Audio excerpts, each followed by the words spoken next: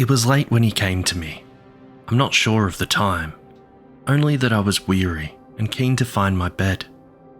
The church floors had been swept, all the candles put out, and there was nothing left to do but lock the doors and go home, at long last. Truthfully, I was glad of it.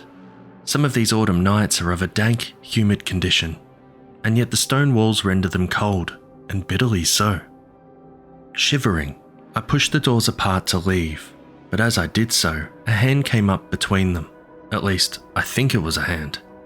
For even at close quarters I saw it indistinctly, like the shadows that move only at the periphery of vision. "No," a voice said, in a soft musical cadence that reminded me of Welsh, yet wasn't. Somehow, I knew that without comprehending how or why. "No, Father. Don't close up yet. I wish to be baptized." For a moment, I was rigid with a helpless terror, for as I looked at the hand, it seemed evermore a silhouette that seethed with formless motion. I felt in my bones that it was evil, yet surely evil could not touch this door, could not come close. In a fragile stutter, I asked, Who are you?" "A sinner," the voice replied.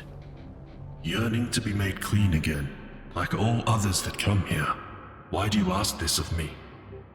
I knew better than to admit my fear, and so I said, in as brisk a tone as I could muster, "I was just about to leave for the night. Couldn't you possibly come back tomorrow?" "I'm desperate, Father," the shadow replied, and its hand parted the doors further still, as if the heavy oak weight gnawed. "I want to go to heaven. Why won't you help me?" Desperate, it said, but I heard nothing in its voice but an awful breed of humour. My stare discerned a face, out there, embedded in the night, the hollow smears of eyes and mouth like holes in a dim fog. Horror compelled me into stillness again. I only stood, regarding the thing in quivering silence. Until that moment, I'd always believed the supernatural visitations detailed in the Bible to be solely metaphor, ciphers of God's great lesson. That I'd been so starkly wrong appalled me, and it was only the frantic thought that this was some test of faith that prevented me from fainting listlessly away against the wall. "Will you turn me from your door?" asked the shadow, quietly. Its mouth didn't move as it spoke, holding a formless grin. It put me in mind of the paper angels local children decorate their classrooms with at Christmas. Frail chains with snipped out features, flat, and quite without dimension. Are you a child of God?" I stammered, and the figure laughed. I wish I could forget that sound. Soft and harsh at once, it was. A blighted winter of mirth. It sickened me. "A child of God," the shadow repeated. "Yes, Father, I am." It paused, and it occurred to me that perhaps the quickest way to be rid of this creature was to do as it had asked. "Come in," I said, stumbling back from the doorway. "I'll baptize you, but then you have to leave. Do you understand?" "Of course. Both of us have our homes to return to." The shadow slipped between the doors into the chill gloom of the church, becoming almost one with it, but for the sense of a far greater darkness within it. It seemed I couldn't look directly at the creature as it followed me, or else my own self-preservation kept me from such foolishness. I only saw its edges flutter like cinders about some fire, and still I hoped it to be an illusion, poised to fall away when I touched the holy water to its forehead. "Here," I said to the shadow. "Come to the front. I'll lead you back to the Lord." "I'm sure you will, Father," the figure replied, almost merrily. "I'm sure you will." I can barely describe the particular dread that came over me as I stood beside the creature. The fear such as when one wakes in the night to some figment or half-dream stooping over one's mantle. It wasn't that I expected the spirit to injure me or take my life. I had the sense that it would not, but that the ease with which it might do so amused the being greatly. I wondered what it meant by toying with me so, dandling my terror as if some hapless infant. "Wouldn't you like someone to witness?" I asked. My eyes turned ahead to the front, like a soldier trained to hold his form regardless of distraction. There's no one I can call at this time, so...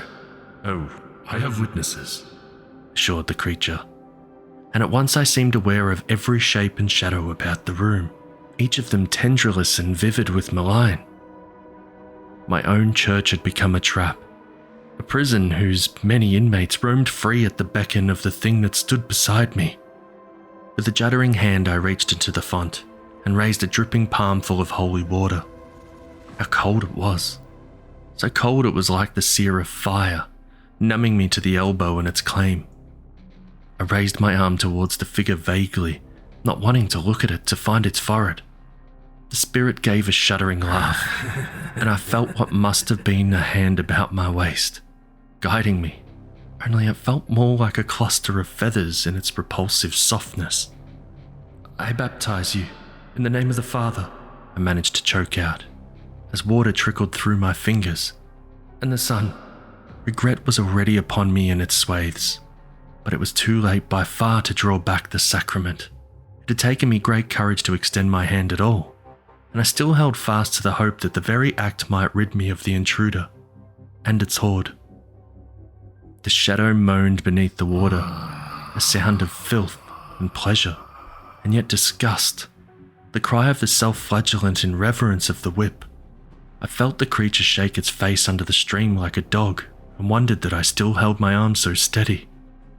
"And the Holy Spirit," I said, in a rush, and at last pulled back my fist, holding it limply, as though in serving the creature I had broken the bone.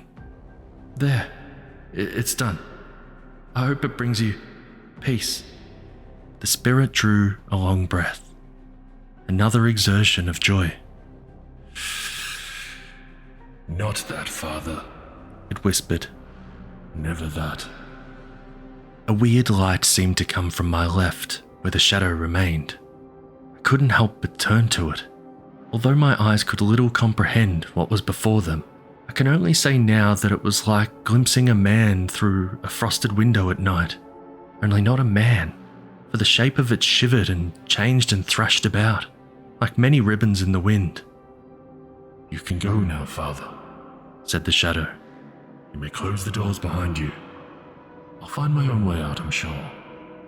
I made briskly for the exit, not daring to run, lest like a pack of hounds, the creature and its followers might be triggered by instinct to come after me across the churchyard. Thankfully, my house was not far off, merely down the street. I was locked within it in under 5 minutes. Little though such measures would matter to such a being as was after me. I couldn't sleep, of course. Not that I tried. The idea of closing my eyes in the darkness was discarded at once, for had I done so, I would have only imagined the fluttering of winged beasts, observing me from every corner. Instead, I sat up on my knees and prayed to be forgiven for what I'd done, that my mistake would not bring about some deathly consequence. Yet as I prayed, I felt an emptiness, which as the hours passed I became convinced was the very absence of God himself listening to me, whether through his disappointment in my failure or his ceasing to exist, I didn't know. I was definite, however, in that I had opened the gates of heaven to a great danger.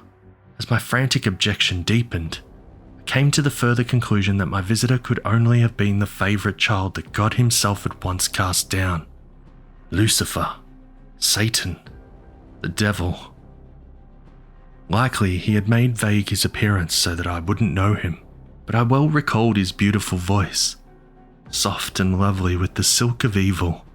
I could have wept, so aghast was I at what I'd done, but sombre dread kept me dry-eyed and grave until red sunrise thumbed its way up the horizon. The quiet of an absentee God persisted.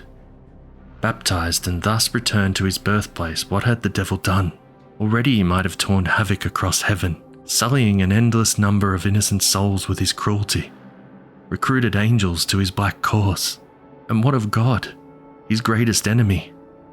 I should believe the Father to be omnipotent, invulnerable to even Lucifer's warfare, but the longer I pray, I cannot help but feel that I am shouting into an open grave. Now, As I regard my clasped hands, I'm appalled that I dared hope I might be cleansed of my mistake. It was my cowardice, after all, that so condemned the God I've served for all my life. I'd known the intruder to be of ill intent, and still I gave him what he asked for, without resistance, without complaint. Lord, I was an idiot. I know now what I have done. Thanks for watching this video. If you want to support the channel, we have a link in the description. Don't forget to subscribe, comment, share, like, and press the bell to get notification when new videos are uploaded. You can send your real or fictional stories to the email address in the description.